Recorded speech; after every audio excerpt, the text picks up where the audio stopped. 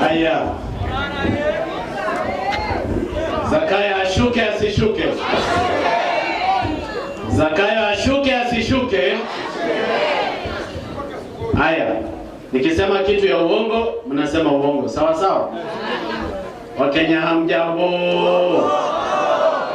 Mimi nataka niwaeleze. Na nataka mnisikize vizuri. Hapa vile vile.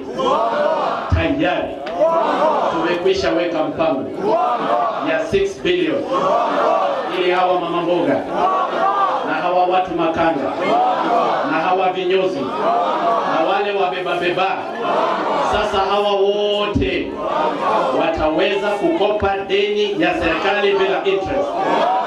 Sijui kama tunaelewana. Mimi nitazungumza na huyu mjumbe wenu. Hii barabara ya kutoka hapa Kiamo kama kwenda mpaka hapo Kianyaminge, kwenda mpaka Getaulio. Huyu contractor alikuwa ni mkora. Sasa nitaleta contractor mwingine. Na mimi nataka niwaambie hivi. Falsehoods, misconceptions, and half-truths will not have an opportunity in the Kenya that we seek to be. Zakayo ashuke asishuke? Ashuke asishuke? The Honorable Excellency Martha Karua, first let me congratulate you on this day and say thank you. I have bared the pain and brunt of this government. They have come after me. They have come after my family. They've even come after me with KRA. I've been arrested, I've been put in several police stations, but you have stood with me as my lawyer and my advocate, and I want to confirm to the people of PLP that I've never paid even 10 shillings. As our mother and our friend, we honor you and we honor your sacrifice to this country. We do not take it for granted that you've given your heart towards the liberation of Kenya. We as the young people are here to support you through that journey. I have had many speakers come up here and speak about the unity of leaders. That I agree. That as leaders we must come together. Kwa sababu lazima Kasongo aende nyumbani. However, ladies and gentlemen, we must remember that the problem of our country is beyond leaders. It is also a problem of society and culture.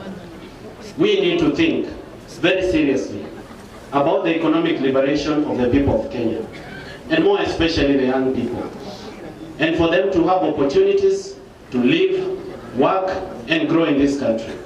78% of our population is made up of young people. And out of that population, 6 million young people are looking for jobs, and they cannot find. The president that we have is claiming to have created jobs in the construction sector. Those are Mjengo jobs. Now, as you're very well aware, those jobs are temporary, and they are not permanent. Young people need dignified employment. The Cabinet Secretary for Labor, Alfred Mutua, recently I met him at the airport when I was coming from Mombasa, and he threatened me.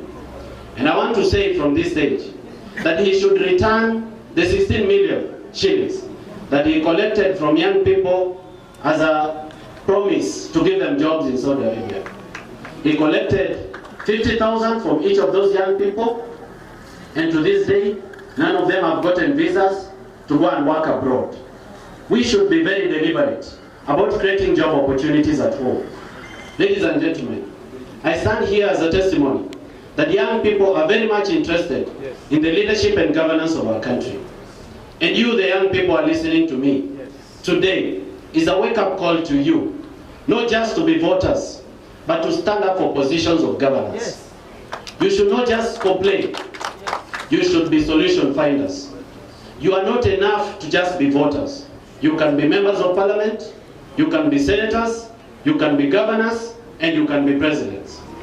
You can be the change that you want to see. And I hope to see that.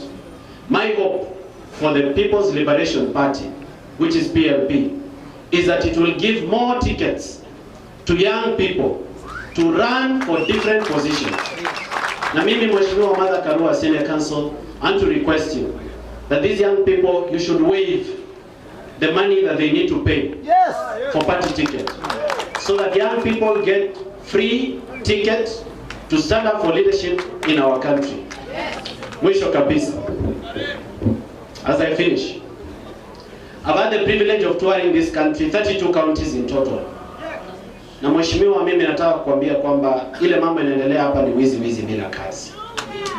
It is theft to the left, theft to the right, and theft in the center. There is nothing that is going on in our country.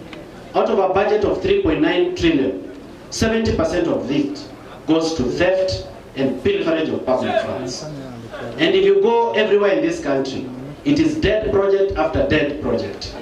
Corruption has killed our devolution. It has killed opportunities to young people. Please, if you get an opportunity, give that a thought and ensure that we end corruption in our country. Mimi nina azma ya kuwa rais wa Kenya. But that is the will of God. It is God that gives leadership. It is not me to give it to myself. If you become our president ahead of me, ile kitu peke yake naomba ni kiti ya anti-corruption. Mimi, and I want to work for free.